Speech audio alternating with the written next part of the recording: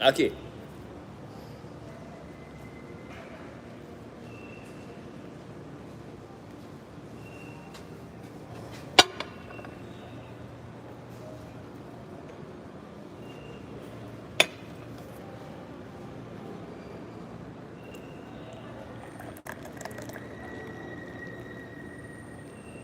Gracias, señorita.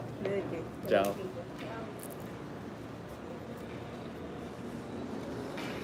はい、俺のね朝は一杯のカフェコンレーチェとシガーから始まりますんでね。まあ日本にいる時はこんなめんどくさいことやらないですけど、早いんでエスプレッソ一択です。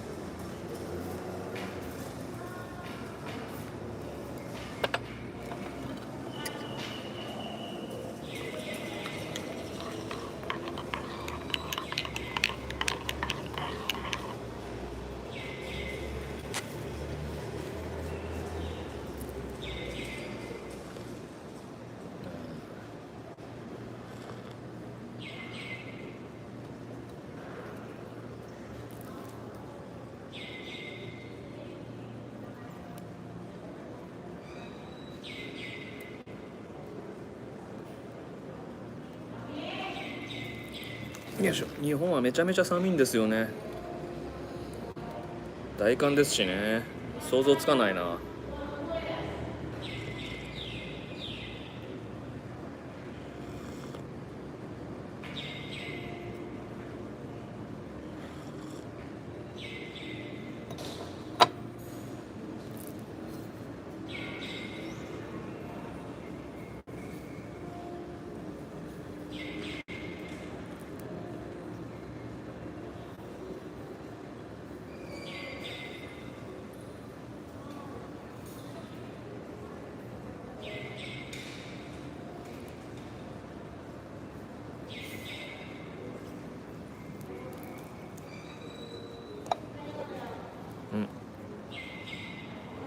YouTube だと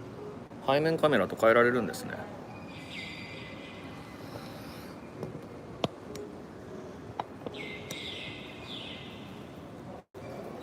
いいでしょこの T シャツ。これねキューバ人にめちゃめちゃね好評なんですよ。これ着て歩いてくると俺の夢を叶えてくれっていきなりね声かけてくるやつがいるんですよ。こう日本人は英字 T シャツ何書いてるか気にしてないですけれども、あっちの人たちね、欧米圏の人たちはちゃんと読んでるんですよね。うちらが外人が着てる漢字 T シャツの字をちゃんと読んでるのと同じような感じで。だったね YouTube は背面カメラも使えるんで、ここはメディアハバナの中庭のカフェテリアですけれども、ここがね多分ハバナで一番気分がいいところなんでね、見てもらいましょうかね。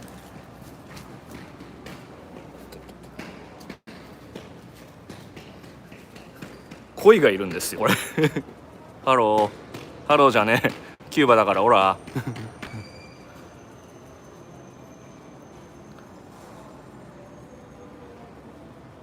中庭っていうかそうですね、吹き抜けというよりもこれ中庭でしょうね。であっちの向こうの方に行くとプールがありますね。雨漏りしてるキューバクオリティですね。あっちにあるのはジムです。5つ星ホテルですからね。5つ星っつってもね、ほんとね食べ物大したことないんですけどね。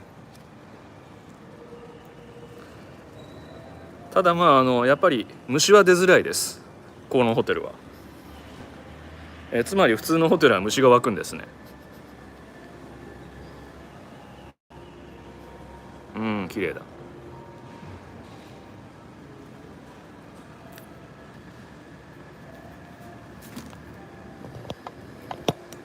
とまあそんな感じでした。よいしょ。ああ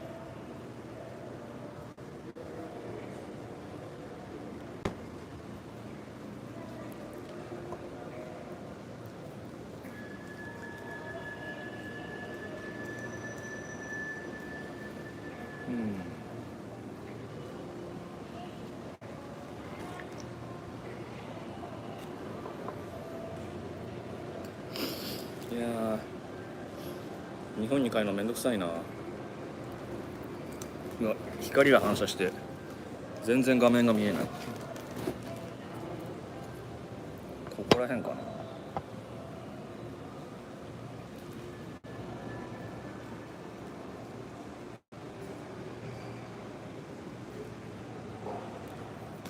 今8時10分っていうところなんですけれども、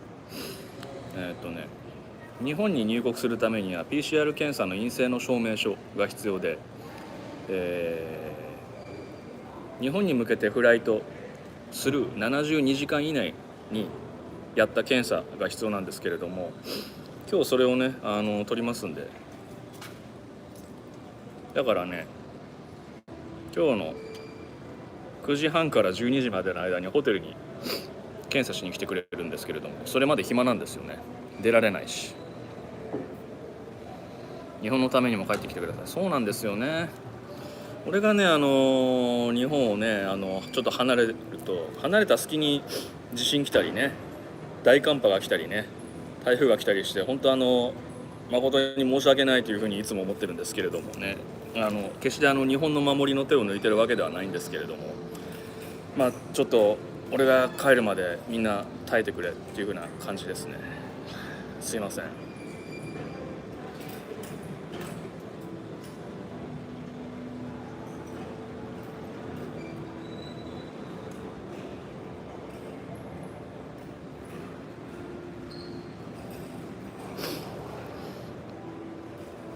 ところで昨日寝る前にYouTube 配信する前にみんなに周知する方法を調べとこうかなと思ってたんですけれども、あんまりにも眠すぎてご飯食べたらすぐ落ちちゃいました。ちなみに昨日のご飯もこのカフェテリアで食べたんですけれども、写真撮り忘れたんですけど、マジなんだか分かんなかったですね。何食べたんだろう。何食べたか自分でもよく分からなかったです。でほとんど食えませんでした。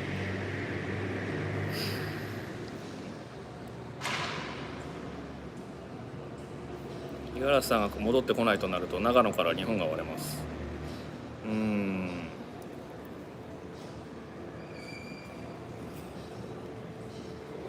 長野が割れるのは諏訪湖だけで十分ですよ。今年はお見当たりあったんですかね。そういえば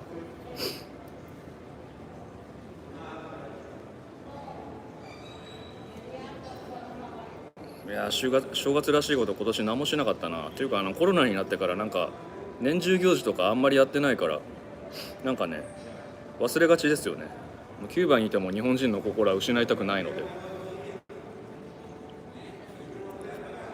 むしろ海外に来れば来るほど日本のありがたみが身にしみるんで、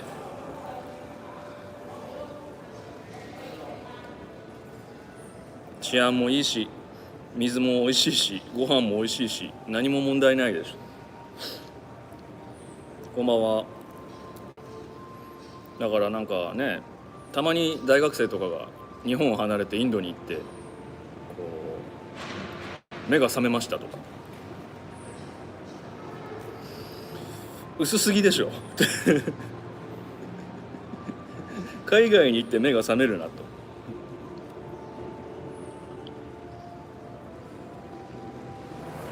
自分がどれだけ恵まれてるか、日本がどれだけいい国かっていうことに気が付くっていうのを目が覚めるっていうふうに言うんだったら理由はそれは分かりますけれども、なんかね、海外に行けば行くほどカルチャーショックを受けるのは日本の凄さと良さですね。海外の良さではあって感心したのははっきり言って一個もないですね。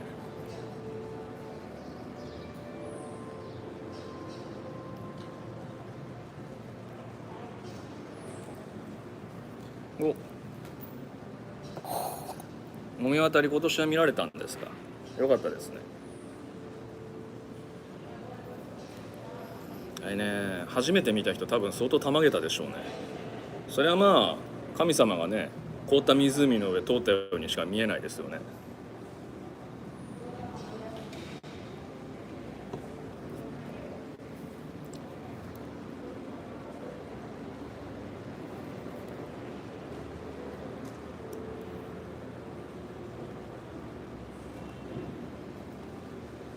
そうだ、今年は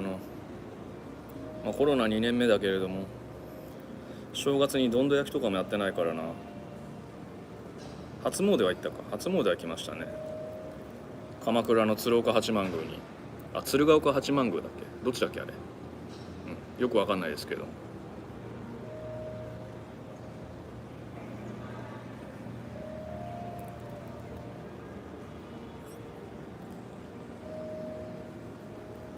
日本は10時過ぎてるとなると皆さん葉巻ぶち決めタイムじゃないですか。俺は年中24時間葉巻ぶち決めタイムなんですけれども、 YouTube 配信だとあれですね、やっぱ Zoom とかと違うからみんなが葉巻吸ってる絵とかが見れないで自分の姿だけ見て喋ってるんで、鏡見ながら喋ってるような感じですよね。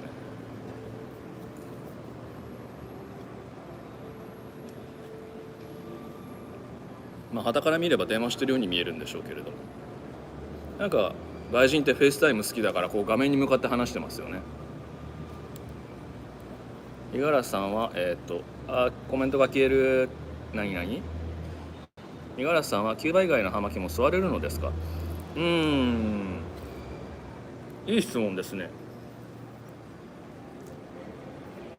現状ですが、たまにノンキューバンシガーも吸います。ただ、吸ってるのを、Twitter とか Facebook とか写真に全くアップしないだけです。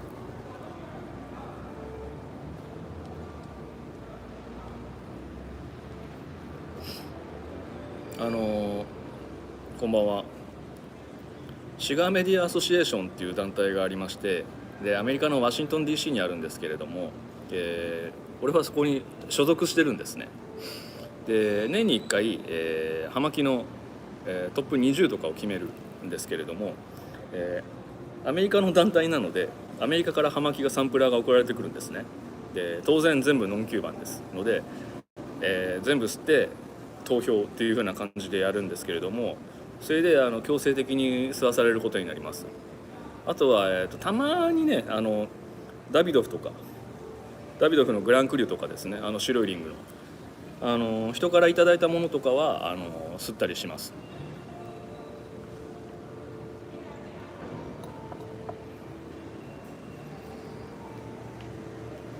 そもそも一番最初に吸った葉巻はダビドフなんで、実は、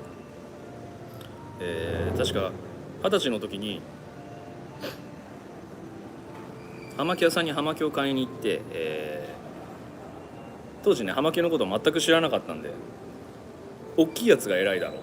と思ったんですね。今でも葉巻は大きいやつは偉いというのは、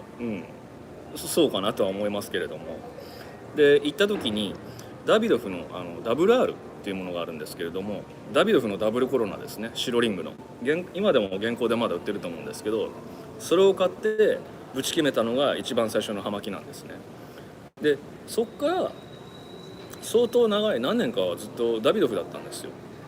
ちょうどその時はダビドフのミレニアムっていうシリーズが出てて、ダビドフでマデューロラッパーで、白いダブルリングがついてた2000年限定の葉巻だったんですけどね、それをずっと吸ってましたね。で何年か経って、葉巻はキューバもあるんだと思って、ダビドフとハバノス、いやキューバシュガー半々で、あるきっかけからキューバに行って、キューバシュガーめちゃめちゃうまいなっていうことで、そこからキューバ一本やりになったんですね。なんで今まで吸ってきた葉巻の中では、ハバノスが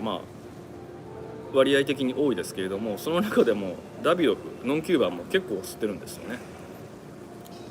はい、で何ですか。今夜は何を吹かしてますか。実は今夜というよりもキューバ今朝なんですけれども朝の8時です今吸ってるのは、これは昨日シガーショップでもらったハウスロールです。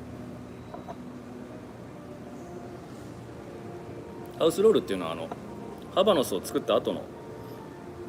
使われなかった材料とかで巻かれるものなんで、それがねシガーショップとかで売られてるんで基本タダでくれるんですよね、こういうの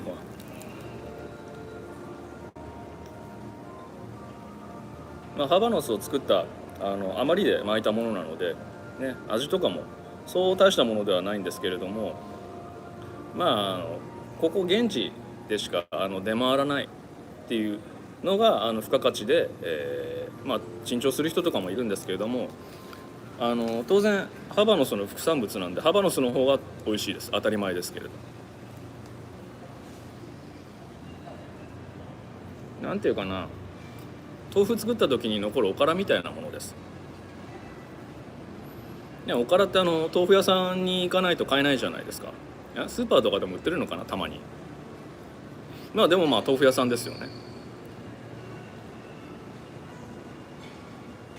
はい、葉巻も日々勉強なので俺も勉強してます。でも分かりやすいのが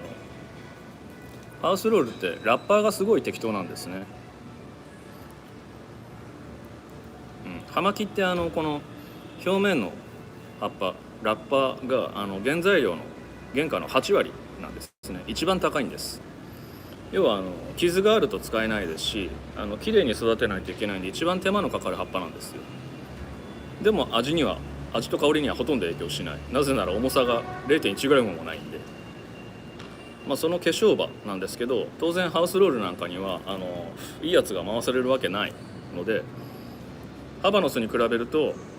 雑なんですね。これでもうパッと見で分かりますね。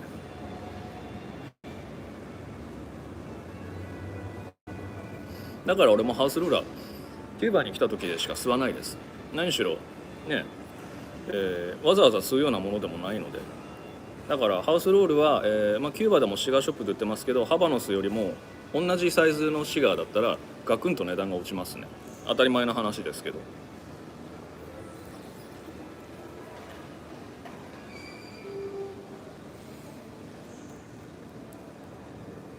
日本でキューバのハウスロールを販売するときは販売者は財務省に登録したのを販売しているのでしょうか。してないとまずいですよね。違法ですから。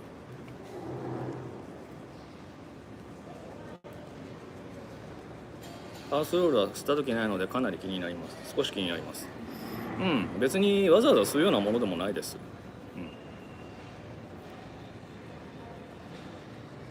だって豆腐屋さんで一番いい品物は豆腐ですからね。豆腐屋って言ってるんですから。おからはね、所詮おからですから。健康にいいって言って食べる人もいるんで好き好きだと思いますけれども、物の価値としては当然豆腐の方が全然高いですよね。それが物の道理ってことです。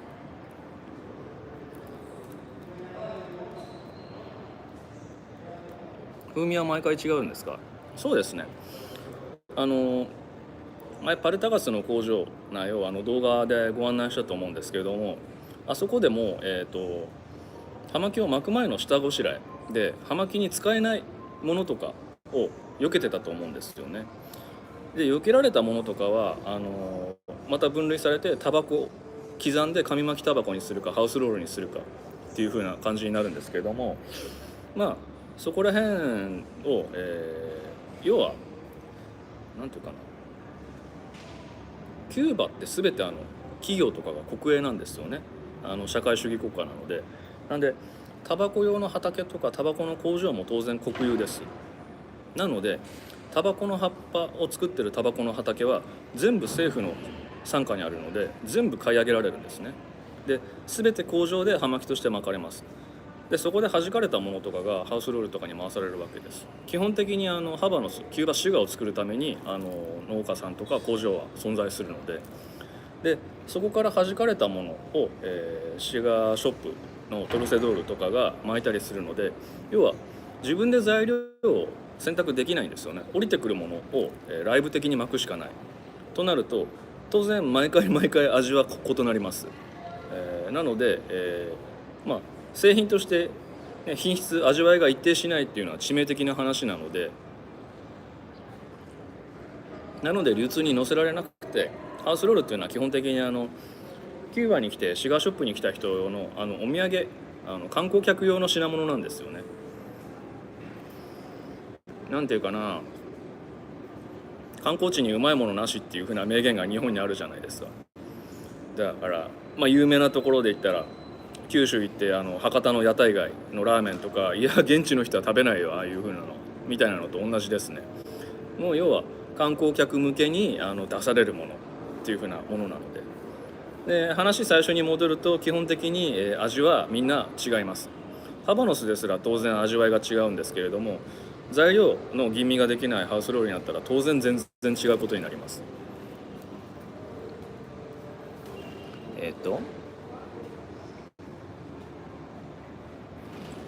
何かの間違いでキューバに行った際に、そうですね、何かの間違いでキューバに行くといいですよ。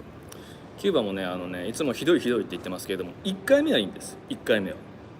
初めてキューバに来るときは、初めてキューバに来たときは見たことのないものばっかりですから、この国はアメリカと国交がないので、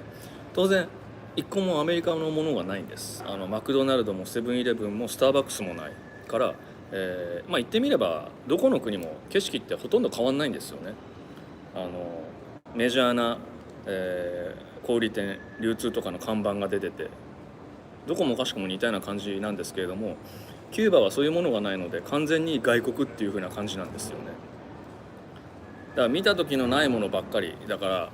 外国来たなーっていう風な異国情緒で、そういう風なものが、キューバの不便だとか不快なものとかを超えるんですね。気にならなくなる。でよかったなキューバっていう風にして戻るんですけど、日本にキューバよかったからもう一回行こうって日本の人がもう一回キューバに行くと、もう一回見たものとかは新鮮さが失われるんで、不快とか不満なものとかの方が軽々と飛び越えてくるんですよね。だから日本でキューバに2回行った人の話聞くともう行かないっていうふうに言いますね。全く同じ意見です。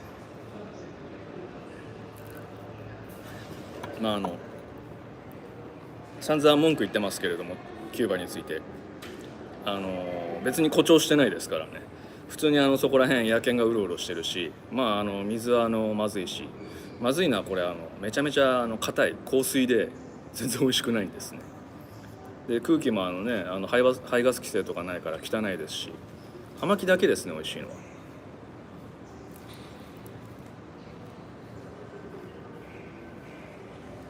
そうです、関西の自動販売機みたいです。何が出てくるか分かんない。美味しいのもまずいのもあります。でも基本的に関西の自動販売機もこう賞味期限切れのギリギリのやつとか微妙なねメーカーさんのやつとかじゃないですか。メーカー名言っちゃいけないかだから結局質的には高くないんですよね。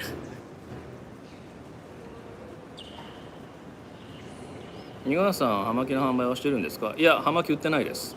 販売はしてないです。業者じゃないので。まだ旧車たくさん走ってますか？旧車、クラシックカーですね、アメ車の。走ってます。50年代60年代とかのアメ車が、あれは要はケネディ大統領の時にアメリカとキューバは国交断絶したんで、その時より以前の車が残ってるんですね。新しいのが入ってこないんで。でね、テレビなんか見るとアメ車ピカピカのが走ってたりしてみんな大事にしてんのかなというふうに思いますけれども、そうじゃなくって車もね機械製品なので、どうしても部品とかパーツとかがねダメになったら交換せざるを得ないんですけど、入ってこないんですね、そういうの。当たり前ですけれど。だからみんなどうしてるかっていうと自分で作ります、パーツを。すごいですよね。必要だったら何でもできちゃう。ただゼロから作るわけにはいかないので、別のメーカーの車からパーツを取り出して加工してつけるんですね。だからキューバで走っているアメ車のクラシックカーですね、あれは、2個1、3個1なんてレベルじゃなくて、エンジンがトヨタとかなんかめちゃめちゃになってますね。で側も錆びたり穴開いたりしてるんで、相当傷んでます。ピカピカの純正のアメ車っていうのはキューバには実はないです。で乗るとねすんごい跳ねるんで、スプリングが板バネなんですよね、昔のやつだから。めっちゃ気持ち悪くなりますよ。だから俺キューバに来た時はアメ車のタクシーにはできるだけ乗らないようにしてます。普通にイエローキャブタクシー会社のタクシーに乗るようにしてます。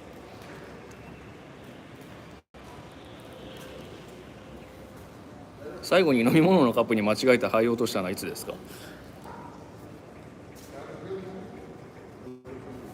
いやちゃんと灰皿用意してるんで落としたことないと思うんですよ。ただまあこうふわーってこの灰が飛んで飲み物の中に落ちるっていうのは多分ね結構あるはずなんですけれども、気にしてないから多分飲んでるのかもしれないですね。まあ、大丈夫です。肺だから体にはそんな悪くないはずです。アルカリ性だし。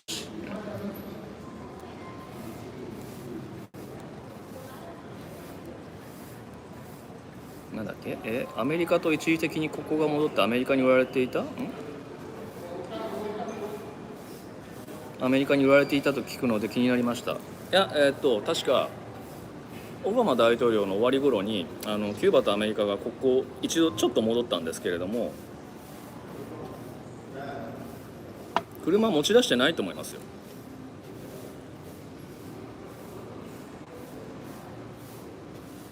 持ち出せるんだったらもうあっという間に全部アメリカが根こそぎ取ってっちゃってるはずですからね。だってもう近いですし、船で2時間もかかんないですから。ここが戻ったといってもあらゆるものをアメリカ人がキューバで買って持ち込めるわけではなかったんで、葉巻とかも、持ち込める数とか、どういう人がアメリカに持ち込めるかっていうのも制限があったので、そもそもアメリカ人がこのアメ車を見たらキューバのね、なんて言うでしょうね、中身トヨタだし、多分クラシックカーの世界では純正が一番尊ばれるんで、どこか別のメーカーのパーツとか後付けとかしてたら多分評価とかガクンと落ちるんじゃないですかね。ねえ、ちょっとディスカバリーチャンネルのクラシックカーディーラーズのマイクとかにキューバに来てもらってね、車見てもらって意見聞きたいところですけどね。やんないのかな。イギリス人だからできそうですけどね。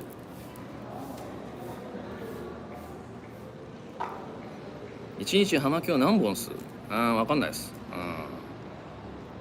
6本から8本ってところじゃないでしょうか。もし販売しているならパルタガスの家で売ってほしいと思いましたが残念です。そうですね、俺は葉巻の販売業者ではないので葉巻を売ってないのでね、EL とかはねそのうち世界中で売られますよ。要は順番なので。昔は優先される国とかありましたけど、今はネットとかでね簡単に手に入る時代になったので、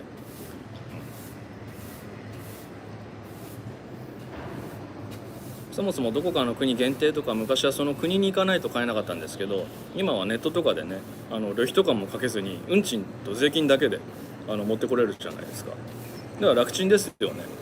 わざわざ行っても旅費とかがめちゃめちゃ高くなって、その分上乗せしたらねものすごい高くなりますけれども、ネットで買えば底値で買えるし、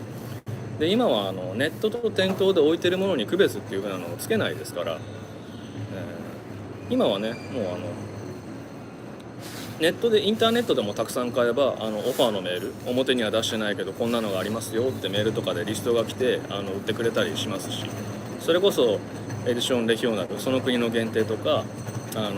レゼルバ、グランレゼルバとかね、限定品のヒューミドルとかも売ってくれますからね。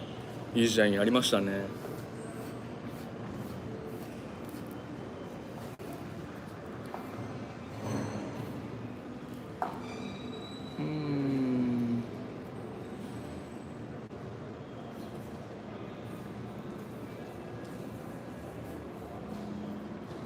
それ売ってなくて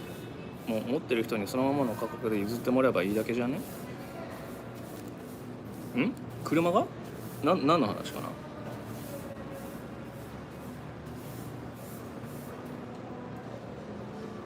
とても参考になりました。だからね、これスマホだからかもしれないですけれども、チャット欄、コメント欄の吹き出しがここに出てくるんですけれども、出てしばらくすると消えるんですよね。残ってもらわないと分からんのだけれども、これってすごいチャットがめちゃめちゃ出る人とかって追いつけるんですかね。これスパチャとかね飛ばされる人とかはめっちゃ早いんじゃないですか。何チャットはまき持ってる人にそのままの価格で譲ってもらえばいいんだけじゃない。なるほどね。それはね、それが販売行為に当たるかどうかっていう風なところだと思います。でその解釈をするには多分専門家が必要だと思うんで、ただのものじゃなくって専売品になるので、多分国の機関とかの見解が気になるところですね。そもそもどこまでが販売なのか、販売とは何ぞやっていうふうなところも解釈が分かれると思うんで、ちょっとね難しいですね。気軽にこうだっていうふうに断定できる問題ではないですね。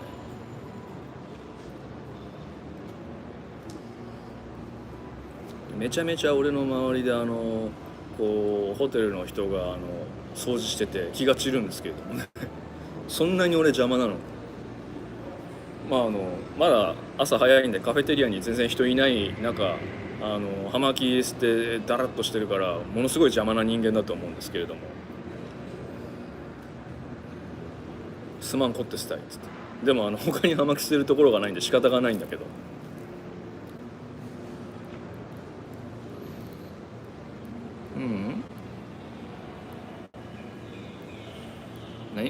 今回のキューバ出張に持っていった服、オタク服、普通の服、フォーマルの服の比率、よくわかんないけれども、そもそもキューバでフォーマルな服をフェスティバル以外で着る機会がないので持ってってないんだよね。キューバ用のフォーマルの服、沖縄で言ったらかりゆしみたいな服がガヤベラっていうのがあるんだけど、それは別に使わないから持ってきてないし、そもそもねオタク服というのがよくわからないですね。ちなみにこの T シャツはオタク服ではないですからね。これはツイッターでAmazon の欲しいものリストからいただいた素敵なプレゼントなので、でも日本でいうねアニメ T シャツとかはね、キューバではすごい評価が高いというかみんな欲しがるんですよね。この服着て歩いてたらその T シャツくれっていう風に言われた時は2回ありますからね。服くれってすげえなと思ったんですけどね。だから比率としては 100% 普通の服、カジュアルな服というところじゃないですかね、多分。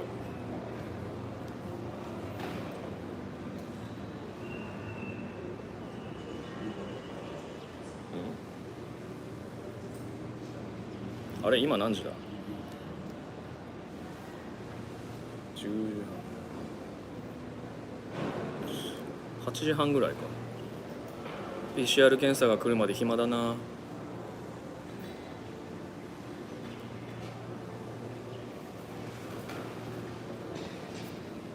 PCR 検査ね、日本が一番厳しいですよね。 PCR 検査っていうよりも水際対策か、コロナの。キューバは当然マスクは公共の場ではつけないといけないですけども、入国するときは、PCR 検査の陰性証明は必要なかったですね。ワクチン証明書も特に必要ないです。明日も早いので失礼します。また3期に来ます。ありがとうございました。お疲れ様です。そう、日本は夜なんだよな。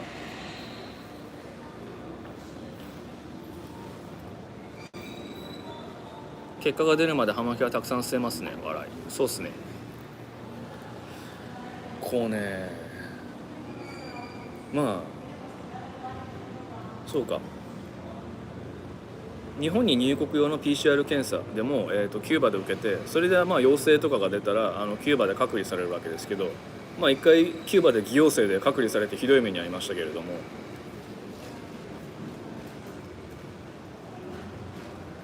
一番リスク高いのはね、空港なんですよね、多分。日本に向けて出国する時のキューバの空港と、パリの空港だって、外国の人ってね並ぶ時我先に並ぶじゃないですか。順番とか全然気にしないから密集密着するんですよね。もう密ですよ。それで移って日本に来た時に陽性っていう風になる人が多いんじゃないですか。もうね、陽性になって日本で隔離されるのはもう嫌なんで、寒いし3食弁当も嫌だし、もう当分鮭弁見たくないですからね。鮭見たくないです。お久しぶりです。チワッス。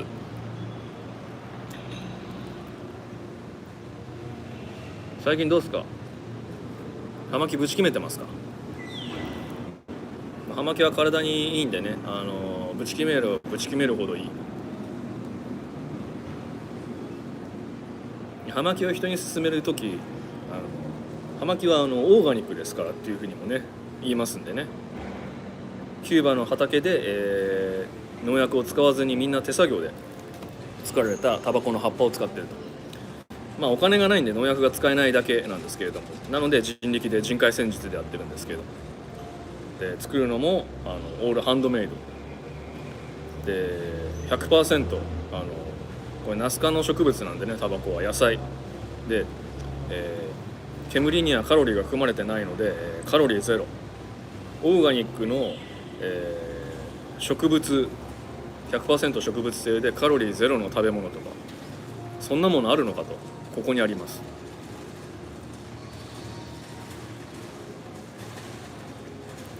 だからアメリカのおデブな子供がポテトも食べてるし、レタスも食べてるし、野菜も取ってるだけ、ハンバーガー食ってる子がのと同じで、野菜も取ってますのでね、葉巻体にいいですよね。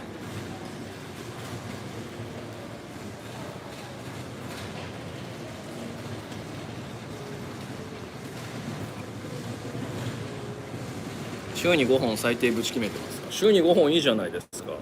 平日には1日1本吸ってるってことですよね。葉巻を吸う時間があるというのが心のゆとりなので、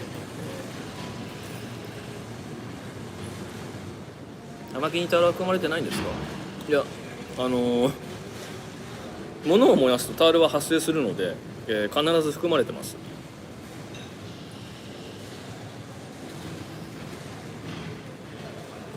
植物性のものを燃やすとでしたっけ？必ず出てくる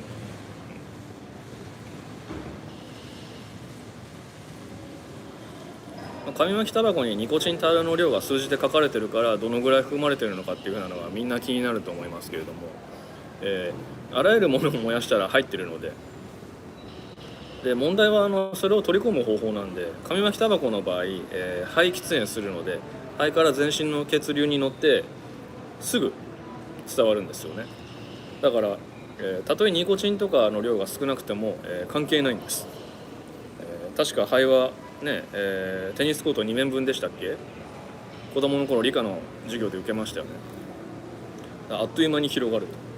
ただ葉巻の場合は、吸収できるのが舌か、または唾液に溶けたものが飲み込まれて内臓に行くしかないんですけれども、舌の粘膜から吸収できるものってたかが知れてるんですよね、肺に比べれば。で、唾液として飲み込んだものは言ってみればニコチンは毒なので、内臓が排出しようとして全部出すんですよね。最終的には排泄されてしまいます。だからね、葉巻を吸うとお通じがめちゃめちゃ良くなるんですよね。ぜひね、便秘がちの人とか女性の方におすすめしたいと思うんですけど、これ多分ね、毒として取り込まれたものを拒絶するために腸が蠕動運動して出すんじゃないかなと思うんですよね。何かそういうふうなね、詳細なレポートがあったらぜひ知りたいところなんですけれども、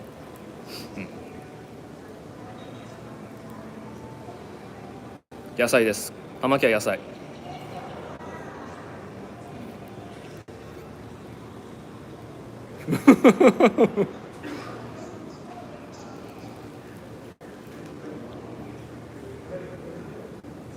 一応ね、ナスの、科の一種がタバコなんですけれども、タバコの葉っぱは葉物の野菜、実際食べるわけじゃないんで葉物野菜っていうのは正しくないかもしれないですけれども、その葉っぱの中で、品種改良を進めてないものの中で一番糖分がたくさん含まれてるらしいんですね、タバコは。糖分が含まれてるってことは要は発酵できるので、タバコの葉っぱは、こういうふうに葉巻にする前に発酵を進めるんですけれども、そこら辺からね、アメリカ大陸のインディアンが作り方を発見したんだと思いますけれども、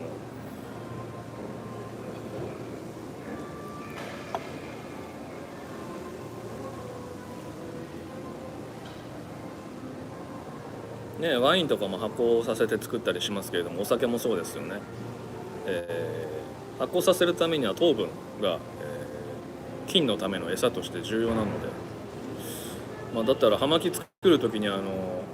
糖分を調整してさらに多く含めたら別の味ができるんじゃないのかとか思うんですけれども、なんかノンキューバンのメーカーで誰かがやってそうだし、すごいなんか甘ったるい着工葉巻みたいとかになりそうだから、いいんだか悪いんだかよく分かんないですけど。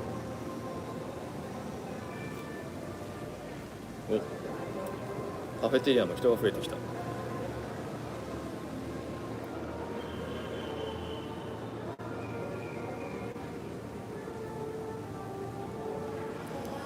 PCR 検査陽性だったら嫌だな。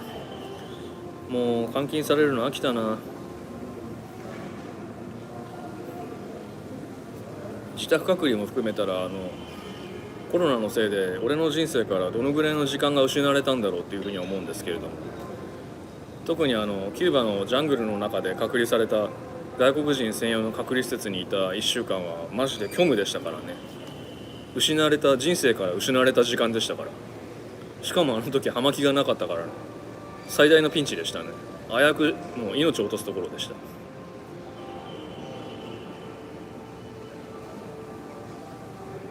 だからね、別に今まで葉巻を粗末にしたことは一度もないですけれども、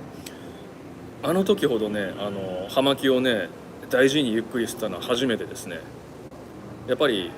時々はそれから好きなものから身を置くことがそのもののありがたさとかね身に染みて分かるのかなと思いました。もう失って分かるありがたさとか。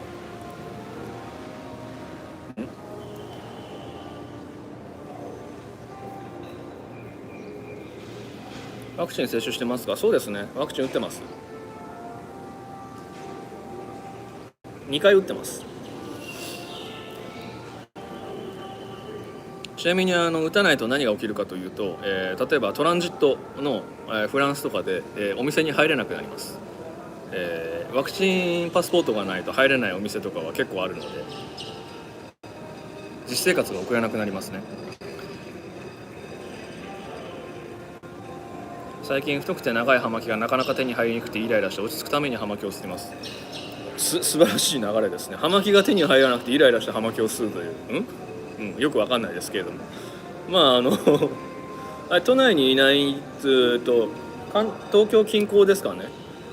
都内に来るときは連絡してください。葉巻持ってきますから一緒にぶち決めましょう。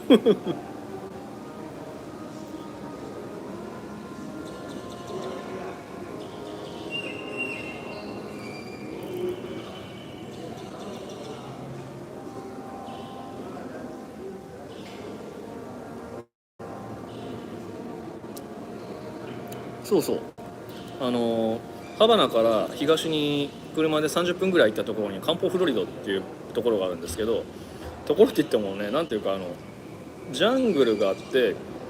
そこを道路が通ってて、真ん中だけぽっかり開けてて、そこに昔ホテルが建ってたんですね。今もホテルなのかな。今はそこを全館外国人専用の隔離施設にしてるんですね。でそこに1週間ぶち込まれてたんですけど、その時キューバに入ってきて、でその時キューバは入国する時に PCR 検査が必要で、それの結果待ちだったんですね。で入国してからホテルに連れてかれて、そこから PCR 検査の結果が出るまで出ちゃいけないよっていう風な感じだったので、そこで待機してる時に陽性だからそっちに移動しろっていう風なことになったんで、葉巻を一本も持ってなかったんですよ。でもうその時大変だったんで、その施設に行った時に看護師に黒人のあんちゃんにお願いして、葉巻何でもいいから買ってきてくれって言ったら、そのあんちゃんが有能でモンテクリストのナンバー3を12本だったっけな持ってきてくれたんですけれども、1日1本めちゃめちゃ大事に吸いましたけれども、モンテの3を見るとその時の辛い記憶が蘇るので、ちょっと今吸えないですね。あと何年かは吸えないと思います。はい、そうなんですよね。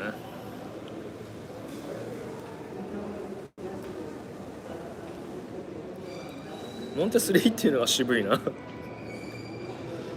でそのカンポフロリドの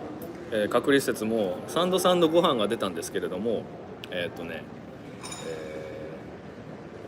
朝コーヒーが出るのは朝だけだったんですよね。で昼はリンゴジュースかオレンジジュースの紙パックのが出て、夜になんかでっかい水のペットボトル出してもらって出てきて、それの順番だったんですよ。でそれ以外の時に例えば夜にコーヒーが欲しいって言ってもくれなかったんですよね。だから、朝ごはんの配給の時にコーヒーが来て、でお願いしてホットミルクも用意してもらって、自分でカフェコンレーチェ作って、でモンテ3をめちゃめちゃ時間かけて1時間ぐらい時間かけて、そのカフェコンレーチェ飲みながら窓の外一面ジャングルですから、そのクソ緑を見ながらモンテ3を吸いながらカフェコンレーチェを飲むと、ものすごい神経使って葉巻吸いましたね、その時は。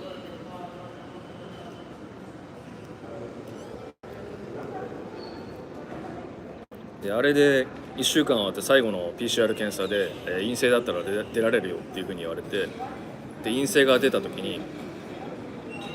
ハバナの知り合いにお願いしてタクシー回してもらったんですけど、タクシー来るまで時間があったんでホテルから出て正面玄関から初めてその建物の外観見たんですけど、あの時頭の中でねショーシャンクの空にの情景でしたね。マジで脱獄した時あれでした。はい、トラウマのモンテ3です。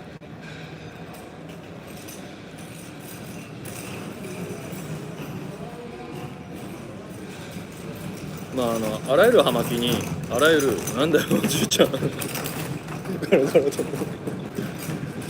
あらゆる葉巻にねあらゆる思い出があるんですけれども、モンテの3はねそういう意味でねなかなか忘れがたい葉巻ですよね。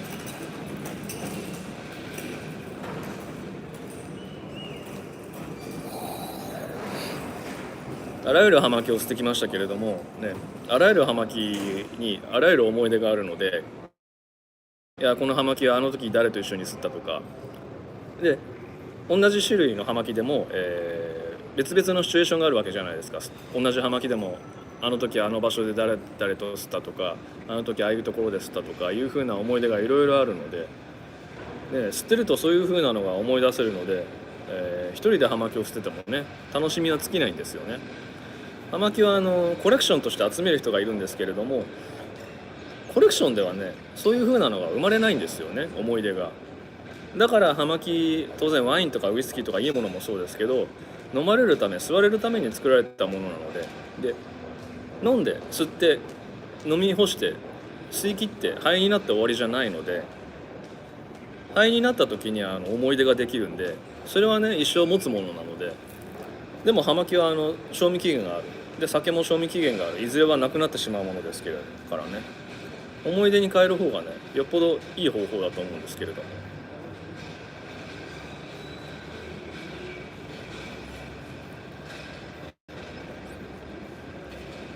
日本は11時ぐらいか。このね14時間の時差がね、14時間の時差ってなんだよと思いますからね。ほんと真逆のところですからね。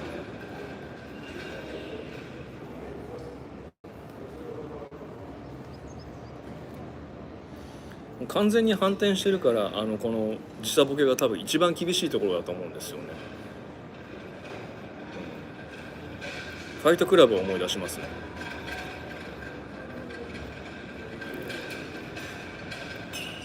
本当にその看護師さんが有能だったのはモンテがパチモノじゃなかったことですよね。あれねちゃんとしたものでした。路上でフェイクシガーとか売ってるところから買ってきたんじゃなくて、ちゃんと葉巻屋に行ってね買ってきてくれたみたいですね。レシートも持ってきましたから、ちゃんと。いやしっかりしてるなーってチップ弾んであげましたよ。でもねおかしいのが、海外に行く時100円ライター持ってくんですけれども、買いが利くし没収されても困らないんで100円ライター持ってってたんですけれども、運の悪いことにライターがねこうオイルガスかすごい心もとなくなって、同じ看護師にこうライター買ってきてくれよとお願いしたんですね。そしたらライターはダメだと。なんでライターダメなの？葉巻 OK なの？もしライターを買ってきてそれでもしここが火事になったりしたら俺が困ると。そういう考え方もあるか。ダメって言われたんだったらしょうがねえなっていうことで、なんとね葉巻どころかね100円ライターのガスまでね節約してそこで過ごすことになって、最後の頃もうこのちびけた青い炎しか出なくなって、それでわーって火をつけて吸ってたんですけれども、火起こしまでこっちでやんないといけないのかよっていうところでしたね、ギリギリで。何せコロナが憎いですね。じゃあもういい時間だと思いますので、皆さんコロナには気をつけましょう。うがい手洗いして、アルコールとかでしっかり消毒しましょうね。密を避けましょうっていう風なところで締めたいと思います。ではまた機会がありましたらライブ配信したいと思いますので、ありがとうございました。